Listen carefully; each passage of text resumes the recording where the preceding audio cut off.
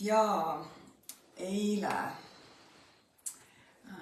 natukene jäi hiljaks, 5 minutit ma näen.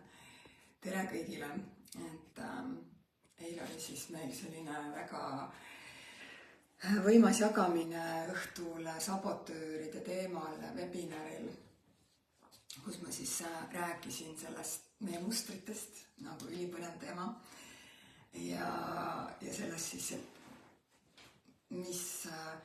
kuidas me saame üldse eristada, mis asi on meie ego, et ego erinevad käitumisstrateegiaid jagasin sinuga, kui sa seal olid, võid ka märkusi nõnda. Kui sa osalesid seal eile või kui sa ei osalenud või kuidagi maha magasid selle, siis võid ka märku anda sõnumites siin, et tahad seda näha. Läks 1 tund ja 45, sest lõpus oli ka järjest tuli küsimusi, mille kõigile ei jõudnudki vastata. Ja et see oli selline tõesti minu jaoks ka üle tüki aja, ma tundsin seda, et mul oli nagu tükk aega olnud sellist nagu hirmutunnet, võiks öelda nagu on. Ja siis mul oli selline tunne, nagu ma teeks täiesti esimest korda seda webinari. Ja vanasti võib-olla oleks me sellesse hirmu sisse niimoodi ära tardunud, et kui see nii tugevalt üles tuleb. Et kes kohal oli, see ilmselt nägi mind ka ja nägi võib-olla uues valguses või võib-olla oled ka varem seda näinud, et kuna ma nii palju pildis olen, siis on sul võimalik tutvuda minuga väga erinevates olemiste seisundites, et ma ei ole kogu aeg ühesugune, et me keegi ei ole kunagi ühesuguse. Küsimus on lihtsalt selles, et kuidas me nendes erinevates stiihiates ennast juhime, kui teadlikud me oleme sellest, mis meiega toimub ja kui okei me sellega oleme, mis meie sees toimub. Et kas meil on sellega rahu, kas meil on usaldus või mis siis on. Nii et kui sa osalesid eile sellel webinaril, siis anna märku siin sõnumites, et ja olin ka kohal või kui osalenud, aga tahaksid seda näha, see oli väga selline sisutihe ja õpetlik kohtumine, kus ma jagasingi seda nagu formulat, kuidas siis neid asju lahendada, millele kogu aeg tähelepanu pöörata. Et see on nagu pidev praktika, kuidas ma toon tähelepanu sellele, kui miski ei toimi, kui miski on selline, siis millele ma tähelepanu pean pöörama. Aga tänases laivis ma mõtlesin, et ma võtan selle küsimuse üles, mis jäi mul vastamata seal. Ja see on selles mõttes hästi hea küsimus. Ma näen, et seal webinaril keegi juba ka jagas nõuandeid selle kohta. Et kui inimene küsis, et kuidas aru saada, mida valida, et kuidas teada, mis on nagu õige valik minu jaoks. Väga hea küsimus, kuidas me teame. Et see küsimus täpsemalt oligi see, et oota, kas see oli nüüd? Kuidas teha kindlaks, mida ma elult tahan? Mis on mulle õige töö ja huvid ja kuidas saada teadlikuks ühesõnaga.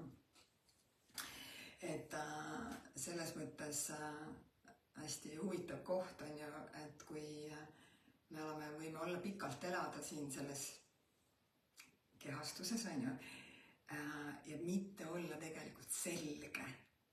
See selguse element on ju.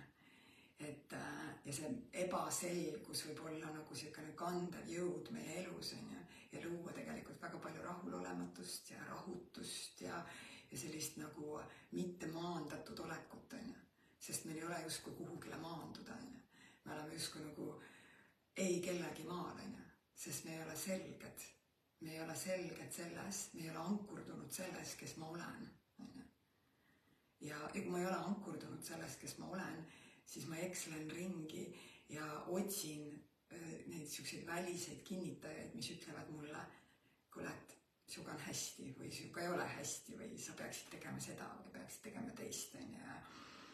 Ja sest, et kui ma ei tea, kes ma olen, siis ma nagu suunangi pilgu ju välja poole ja vaatan, et okei, et mismoodi maailm mulle peegeldab, et ma saaksin aru, kes ma siis olen. Ja see toimib mingi maani, lastena me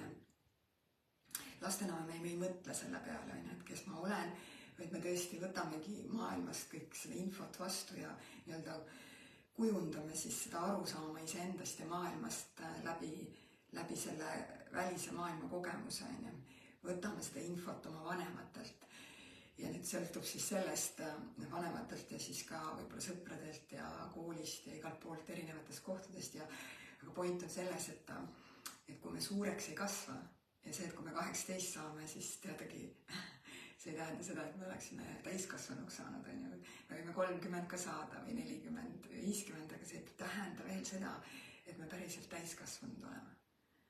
Nagu sisemiselt küpsed, ma mõtlen siis seda. Et me võime jääda kinni oma sellises psüühilises arengus mingites kohtades ja siis nagu mitte nagu ollagi siis selles segaduses või siis mingites korduvates mustrites ja siis käivituda väga mitteratsionaalsetel viisidel olukordades või siis sellistel viisidel, issand jumal küll, miks ma niimoodi käitusin, ja võib-olla sul on keegi öelnud ka, käitud nagu teismeline, mis on viga, mitte et nagu see sama inimene, kes võib-olla niimoodi ütleb, ise kunagi seda ei teeks, aga iseenda suhtes me kipume olema ju natukene pimedad, küll, aga me näeme väga hästi, kuidas teised on, ja oleme tihti varmad ka seda ütlema teistele, kuidas nad siis on või kuidas nad on lapsikud või kuidas nad on.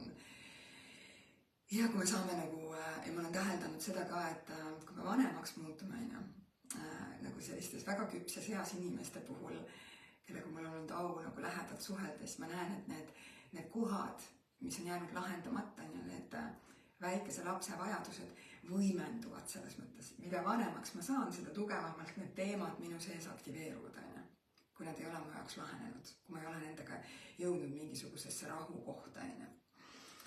Ja positiivsest poolest ka selles mõttes, et see ei ole ainult halb, et see laps meil sees nagu aktiivne on.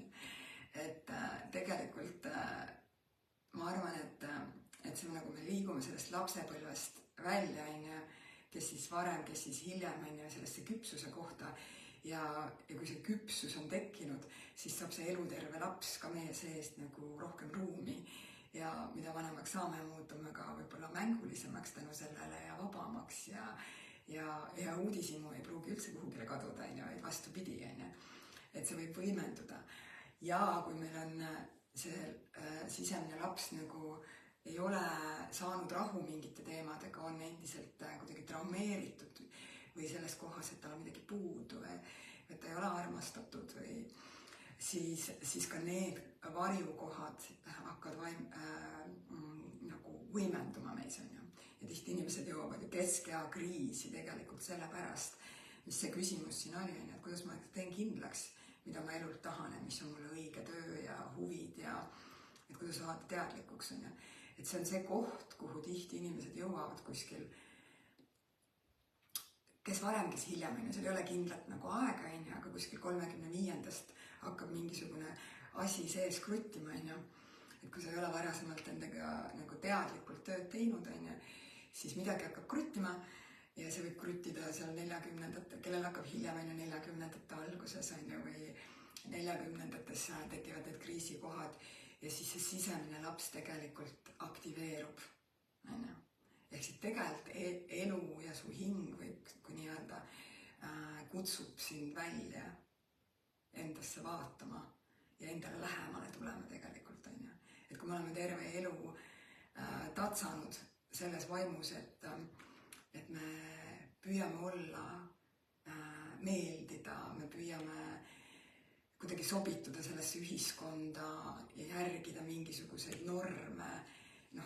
Laps ju õpib seda alguses, et okei, et kuidas siin selles maailmas toimida, et mis siin siis õige on ja mis siis vale on, mis on siis head, nagu need, et saad arstiks, advokaadiks, psühholoogiks, lähed ülikooli või siis on, ma ei tea, kunstnikuks, muusikuks, sõltuvalt siis sellest keskkonnast, kust sina tuled, mida seal siis au sees peetakse, siis need lapsed, need teismelised püüavad siis nad püüavad nagu püüelda siis selle poole, mis pälvib tunnustust, et väga üksikud on sellised mässajad, on ju, kes nii-öelda tahavad vastuvoolu ujuda ja just pigem nagu eristuda, on ju, aga seal on samamoodi mingisugune mehhanism tihti sees, mis seda eristumise kohta tekitab, kuigi mulle tundub, et sellised isiksused on nagu hästi tugevad ja üldiselt väga nagu ühenduses, on ju. Nii et 100% ma arvan, et see ei ole alati nii, et me kaotame ennast totaalselt ära selle lapsepõlve jooksul, kuigi väga suures osas me seda kipume tegema just sellepärast, et see teadlikkus ei ümbritse meid, on ju. Siin on mingi kiri tulnud.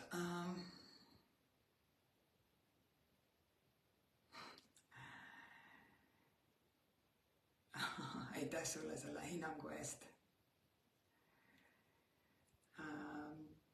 Kelly, selles suhtes see on sinu väga isiklik ja mitteobjektiivne arvamus. See, et ma olin parajasti sellel päeval natukene emotsionaalselt võib-olla liinist lahti ja suutsin selle koolituse läbi teha, oli minu arust väga hästi.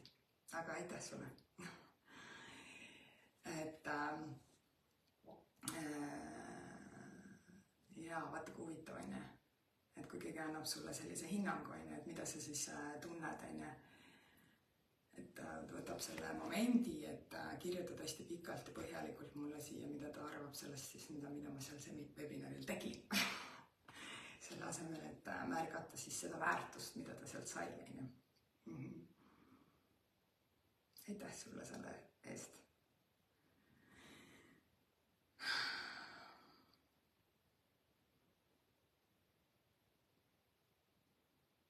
Ma luban korraks endal seda tunda, mis siin tuli.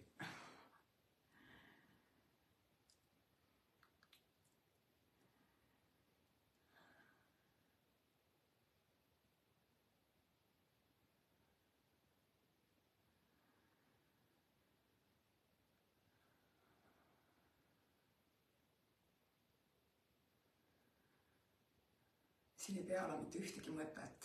Näete, kui keegi tuleb oma hinnangutega meie juurde, siis ja me tunneme seda, et see nagu käivitab minus mingi emotsiooni, siis hästi oluline on see koht, et me tuleksime hästi oma kehasse ja lihtsalt lubaksime endal seda kogeda. Et ükskõik kui ebamugav see koht on, siis turvaline on tunda seda. Ja ma tunnen sellist, kui ma mõtlen selle peale, mida ma tunnen, siis ma tunnen siin praegu sellist intensiivset kohta. Ilmselgelt see nagu tekitab minus nagu mingisuguse valukoha, et okei, et minu panus, minu sisemine laps sai praegu väga mõnusa hoobi. Ja samal ajal see ei ole üldse isiklik. Aga ma võin olla selles kohas ja ma võtan seda tunnet vastu, ma ei lähe mingitesse lugudesse. Ja ma läbi nende aastate on ikka jälle tulnud nagu neid inimesi, kes on pidanud mul vajalikuks ütlema, et talle ei sobi see, mida ma teen ja ma olen õppinud seda nagu endast läbi laskma ja mitte seda isiklikult võtma. Sest ma saan aru, et ma ei saagi kellegile kõigile meeldida ja see on üks hästi oluline koht ka meie enesearengus, et me ei saa kõigile meeldida. Aga kas me laseme sellel takistada seda, mida me tunneme, et meil on vaja teha, mis on meid inspireerib, mis meid kõnetab, mis on minu südamekutse? Kas ma lasen nendel hinnangutel hoida ennast tagasi või ma lihtsalt jätkan seda tööd, seda tegemist, mis ma tean, et on õige, mis ma tean, mis on minu isiklik kogemus ja mis on see võimalikkus. Et ma olen tänaseks jõudnud nagu sellesse kohta, aitäh, see nagu lahustub praegu, see oli lihtsalt tunne, ja ma olen tänaseks jõudnud nagu sellesse kohta, et kus ma olen nagu palju saanud ka seda tagasisidet, keegi on kirjutanud näiteks, mulle üldse ei meeldi su hääl, seda on kohutav kuulata, siukse kirju on näiteks tulnud, et sind ei ole võimalik kuulata, et sul on nagu täiesti kohutav hääl. Keegi võtab vaevaks kirjutada sulle peale mingit webinari selline kiri, et see räägib tegelikult selle inimese kohta rohkem kui minu kohta, ja siis samamoodi ma istusin sellega seal, et väga huvitav, kuigi mul on väga palju olnud inimesi kirjutanud mulle, et neile väga meeldib mu hääl, siis vaatamata sellele ma jäin sellesse kohta, et kas mu häälel on midagi viga või? Väga hea. Ja siis lihtsalt nagu mitte see, et ma lähen ja tühistan seda, mida ta jagab, sest ta jagab mingit isiklikku kogemust, mingit isiklikku emotsiooni pealt mingisugust kohta, see on mingi tema valu, mis trigerdab seda hinnangulisust, see ei ole minu pihta isiklikult tegelikult, kuigi see näib niimoodi, aga minu võimalus on nüüd siis mitte minna sellesse konflikti või hakata ennast õigustama või midagi seletama, et lihtsalt lubada enda seda kogeda. Ja et vaata kui põnev, Irene, su sees on see konks ikka veel koht, et sa lased ennast sellest mõjutada. Ja kas see mitte ei ole ka inimlik, et see on et ma olen mõjutatud. Me jääme alati ka tundma seda, nagu seda haavatavat ja valusat kohta, ja elu võti ei ole selles, et me jõuaksime sellesse kohta, kus me oleme kogu aeg rahulikud ja kogu aeg kõigutamatud. Aga meie sees on see ankru koht, et isegi kui see emotsionaalne reaktsioon meis tekib, et kas ma siis suudan jääda kohale ja lubada sellel emotsioonil niimoodi üles tulla ja läbi minna ja usaldada seda, et kui ma seda julgen teha, siis tegelikult ei ole midagi, mida ma ei suuda oma elus ära teha. Ma julgen minna selles suunas, mis mul on oluline. Ja sa võid kindel olla, et kui sa ajad oma asja või sa liigud oma südame teel, siis on alati keegi, kes tuleb sulle ütlema, et sa ei sobi mulle, sa ei meeldi mulle, sa oled nõme, sa teed midagi valesti. Ja need on need testikohad tegelikult meile. Elu alati testib meid läbi nende sabotööride. Ja terve selle eilse sabotööride webinari raames, selles kogu selle ümber on olnud nii palju sabotööre, kes on mind trigerdanud. Ja ma olen tähele pannud seda, et kui ma võtan mingi temaatika, mille kohta ma hakkan siis live või webinari tegema, siis need teemad kuidagi aktiveeruvad. Ja eile reaalselt oli nagu mitu kohta, mitu inimest, mitu viga. Ma sain aru, et sellele webinari, sellel kinnituskirjale tuli ka mingisugune, oli mu assistent nagu mõtlematult oli pannud sinna mingi pakkumise, mis ei sobitunud üldse selle teemasse ja ühesõnaga ma sain aru, et mingi kinnituskiri läks välja, mis oli ma pole mitte kunagi sellist kinnituskirja saatnud, aga veel üks sabotöör, siis keegi ütles midagi, kus ma tundsin samamoodi seda kohta, et no respect, nagu, et no respect, ja siis ma olin nagu nii trigerdatud ja Olga siis pöördusin siis, ütlesin Olgale, kui täitsa lõpp, nagu ma ei tea, mis selles tänases päevas on, nagu ma olen nii trigerdatud.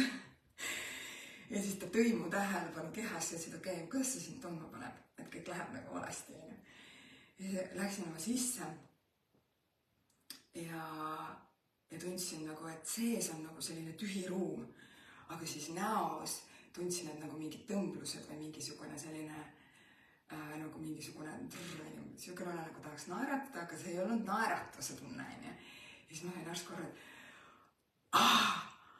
ma olen vihane. Ma olen tegelikult vihane. Ja lihtsalt selle teadvustamine, et praegu on tegelikult trigerdus minus tegelikult mingi vihaenergia.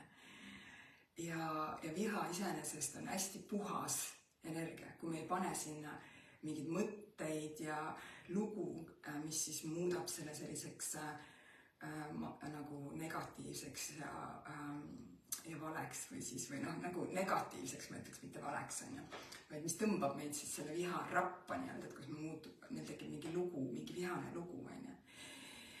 Aga viha emotsioon iseenesest on hästi jõustav ja väestav tunne.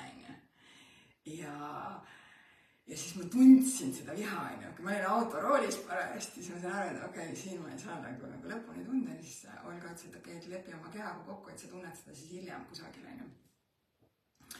aga see hakkas siis tulema ikkagi ülesse ja ma lubasin siis, väga kesken, ma sain aru, et kui sa vihaenergiat endast läbi lubad lasta ja siin räägib inimene, kes kunagi isegi ei teadnud, et ta võiks tunda viha, siis see teeb sind tohutult klaariks, selgeks, sa muutud hästi fokusseerituks, et seal on mega elujõud on selle taga, ja et kui ma mõtlen selle peale, et ma olin oma 20-ndates sellises pidevas väsimuse kohas, pidevalt nagu sellises kurnatuses, ja siis olin see inimene, kes ütles, et ei, mina kunagi ei vihasta. Ja siis, kui ma esimest korda sain selle kogemuse, kui raev minust ülesse tuli ühe retriidi raames, siis ma arvan, et see oli mu elu üks vabastavamaid kogemusi ja mitte lihtsalt vabastav, vaid ma tundsin ennast pärast seda nagu tammepuu, nagu nii nagu selge ja maandatud ja juurdunud ja nii oma kehas nagu, et see oli, et selles mõttes vihal on nagu väga võimsalt transformeeriv jõud või siuke jõustav koht meis, kui me ei lähe oma pähe sellega, ei lähe loomisesse sellega, vaid me oleme lihtsalt kohal sellele, siis ta tuleb hästi kiiresti meist läbi ja jätab siia hästi selge ja puhta klaari ruumi. Kui me viha alla surume, siis me väsime ära. Siis me läheme magama, siis me muutume uimaseks, siis me oleme sellised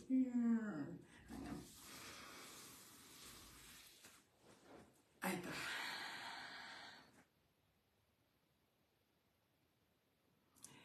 Ja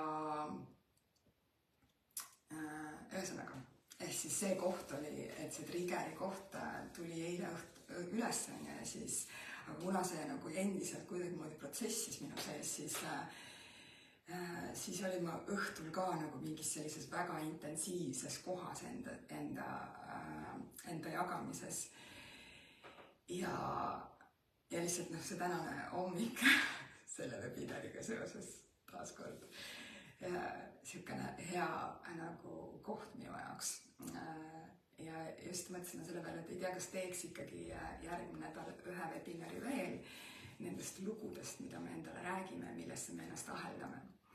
Ja siis Olga just ütleski, et siis sa võid arvestada, et kogu see ruum, et siis hakkame tegelema nende lugudega, mis meil endal veel ka veel on äkki siis. Et mingi põhjusel need teemad, mis on sellised ka nagu hästi triggerdavad teemad, toovad mingi täiesti mingi huvitava koha siia sisse, et hakkavad mingid müstilised asjad elus toimuma, et inimesed ka ümberringi aktiveeruvad niimoodi ja hakkavad siis tegelikult nagu justkui ruum hakkab testima sinu seda, et kuidas sa siis oma sabotööridega toime tuled, et mismoodi sa siis kohale jääd, mismoodi sa siis jälle see, kas teie näete ka seda mingit mulli või, mis siia tekib? Et ma saan aru, et minu telefon ja iPad, kui mina teen mingi sellise liigutuse, siis ta viskab mingi mulli üles, aga ma ei tea, kas teie näete seda. Aga tulles tagasi siis selle juurde, selle küsimuse juurde, mis webinaril oli, et kuidas siis aru saada, et mis see õige siis on, selge. Et kuidas siis aru saada, mida ma tahan ja mida ma peaks valima, siis ega seal ei olegi mitte mingit muud teekonda, kui tuleb iseennast tundma õppida. Tuleb iseennast tundma õppida ja õppida ka tundma just selle varju poolt, kus me mängime seda mängu, et ma ei tea ja ma ei tea, kes ma olen, ja läbi siis tegelikult sellise töö, näiteks kui rännaku selline emotsionaalsete juurpõhjustega tegeleme, kus see eraldumine siis sellest, kes ma olen, üldse tekkis, et nende niisuguste traumaatiliste kogemuste tervendamine on tegelikult see, mis loob selle ühenduse taas ja nagu hakkab siis seda terviklikkust nagu siia tooma tagasi, et sa lihtsalt tead. Et see ei ole intellektuaalne protsess, et ma püüan aru saada, et kes ma siis olen, vaid see on tõesti sügavalt selline tunnetuslik tervendustee, kui et leida üles need kohad, kus see eraldumine toimus, kus see eraldumise valu ühendas meid lahti, kus valu ühendas meid lahti sellest, kes ma tegelikult olen, justkui. Tähendab, see on nagu tegelikult see koht, et see on mingis mõttes nagu illusoorne, aga see tundub väga reaalne, sest et kui ma ütlen inimesele, et tegelikult sa tead, kes sa oled ja see, kes sa oled, on juba terviklik, siis aga kui ta ei tunne seda, siis see on ju väga reaalne kogemus, ja see mitte tundmine või see ühenduse puudumine iseendas on tekkinudki siis nendest väga valusatest kogemustest, millega me toime ei tulnud, siis mis iganes hetkel, ja me just nagu loome selle lõhestumise enda sees, ja siis sõltub siis, mis otsuseid me selles kohas tegime, mängime siis seda mingisugust mängu, mõni inimene läheb väga nagu sellisesse mentaalsesse maailmasse, et ta loobki endale hästi jäigad põhimõtted ja sellise maailmapildi hoiab sellest hästi kramplikult kinni, sest nii on turvaline. Mõni inimene hirmust laseb nagu üldse jalga ja siis püüab kogu aeg toetuda välisele keskkonnale, et kuidas siin siis üldse nagu toime tulla, et kui sa mu kõrval ei ole ja ütle mulle, mida ma tegema ei pea, siis ma olen kadunud nii-öelda, ja seal on veel erinevaid dünaamikaid, kuidas me siis püüame ellu jääda ja hakkama saada selle eluga, aga see teadmine, et mis mulle siis päriselt oluline on ja mida ma väärtustan ja mis mulle meeldib, millist tööd ma teha saan, see ongi see protsess, et vaadata selles, saada kokku selle osaga endast, kes on nii eksinud, kes kuidagi ei saa ühendust sellega siis, või kes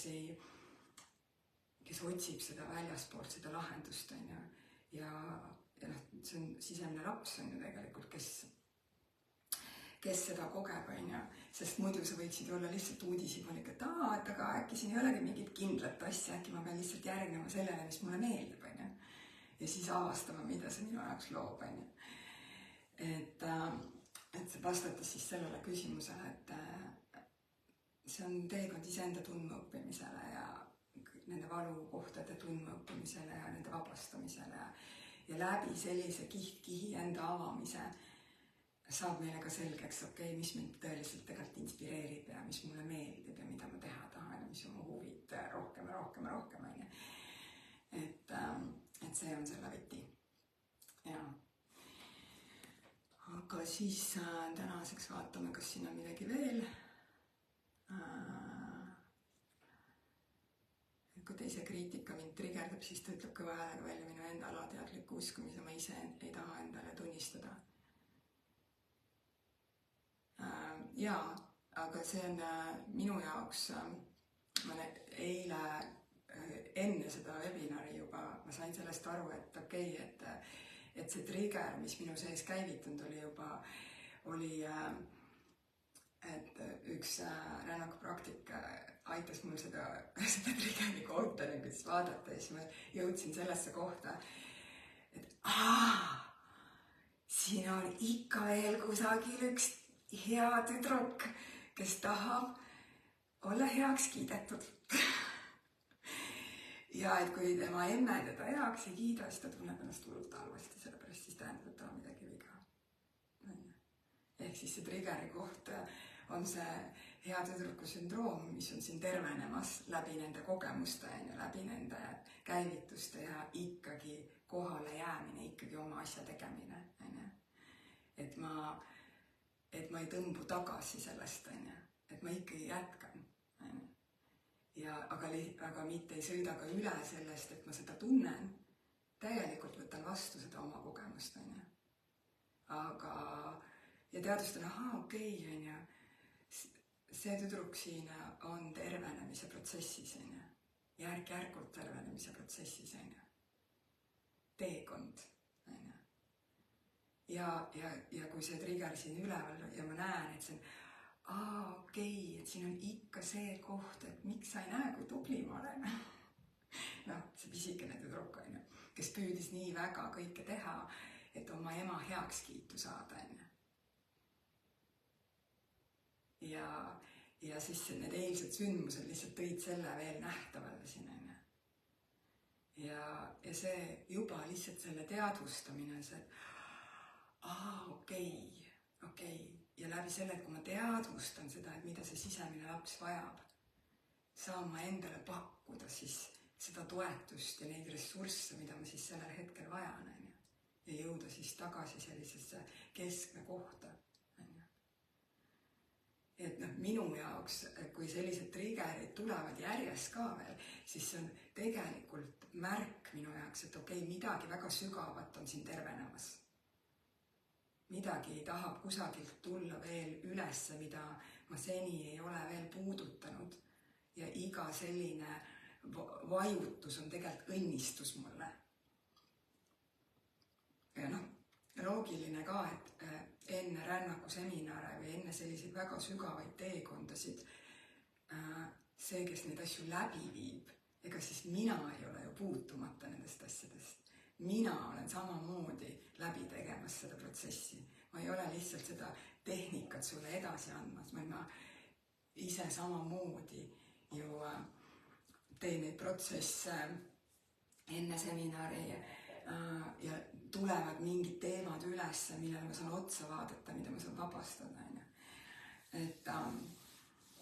Aga see muutub lihtsalt ajas lihtsamaks, on ju. See muutub lihtsamaks. Iga korra, mida rohkem me endas vastu võtame, see ei tähenda seda, et mingid triggerid ei tee meile tõmba seda hinge kinni korraks, on ju. Jah, neid võib tulla terve elu, tead. Aga nüüd küsimus on see, mida me sellega teeme. Kas me sulgume ja läheme kuskil üksi nurka mossitama või siis me läheme läbi sellest kohast, on ju. Või me läheme läbi sellest kohast. Ja kasvame läbi selle emotsionaalselt tegelikult tugevamaks, aga mitte tugevamaks sellest aspektist, kus ma muutun nagu tundetumaks, kus ma ehitan müürid ette, vaid vastupidi, et täiesti turvaline on kohale jääda ka siis, kui kogu maailm su poole viskab kive, ütleb, et sa ei sobi, või mis on sinu baashirm, et minu egotüpaaži baashirm on olla karjast välja lükatud, mitte kuuluda karja, et kui sa oled minuga ego koolitustel käinud, siis sa oled tuttav nende dünaamikatega, et meil on 9 erinevat ego siis sellist baasmustrit, igal ühel on oma siis see jutumärkides lemmik, ehk siis see koht, mis on siis see haav seal, või see suurim hirm ja mille ümber siis kõik strateegiad jooksutavad, meie sees, aga kui sa seda teadvustad, siis kui minul on see hirm nagu karjast välja lükatud olla, et mind ei taheta sinna karja, siis loomulikult ma pean ju olema hea tütruk ja saama sinu heakskiidu selles suhtes, sest et kui ei saa, siis käivitub mingi ürginstinkt, et okei, aga et kui ma ei olegi karjas, siis ma äkki on üksi, ja see on lihtsalt see ego, see valukoht, või see kaitse käivitub siin sees, ja see teadlikkus nendest dünaamikatest enda seest on väga väärtuslik teadmine, sest see võimaldab meil ennast juhtida elus ka siis, kui on väga väljakutsuv ja elu testib meid ja paneb meid proovile ja kutsub meid nii-öelda välja, et mida sa nüüd teed, kas sa level up'id või lähed sinna nurka kuskile, tõmbad ennast kokku ja kahaned ja lähed peitu või ei tee, või kui sa oled näiteks kehatüüp, siis sa võid minna hoopis sellise ründesse, või kui sa oled emotsioonitüüp, siis sa võid minna draamasse sellest, kui keegi teeb sulle haiget, et see on nagu erinev natukene. Ma vaatan, siin on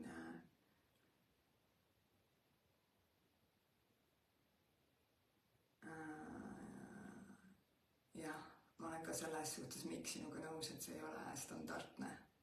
Et see küsimus on alati nende kohtades minu jaoks see, et kui mingi selline triggeri koht on, et siis pigem nagu mitte jääda sellesse, et see on mingi see koht, vaid mida see mulle näitab praegu?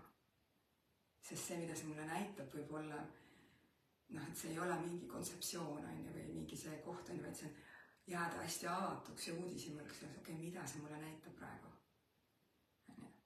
Ja kui ma luban endal seda kogeda, mis siin sees toimub, vaatan sellele ausalt otsa ja julgen olla sellega nähtaval, haavatav, siis saab see nähtavalt olla. Nagu eile siis selles kohas oligi, et et see hea tüdruk ikkagi on siin veel, tahab meeldida. See on jumala okei. Karjainstinkti koht on hea koht, on ju, ja ei, väga äge. Ma olen ülitänulik kõikide jagamiste eest, et selles mõttes kaasa arvatud Kelly, siis see võimaldas mul teha sellise ägeda laivi täna siia. Olgu, aga siis tänaseks kõik ja järgmiste kordadeni ja võid võtta momendi, olen hästi tänulik sulle selle eest, kui sa kirjutad siia alla kommentaaridesse, mis sa tänasest kaasa võtad ja mis sind kõige enam puudutas või millest sa näiteks tahaksid, et ma homme räägiksin samal ajal.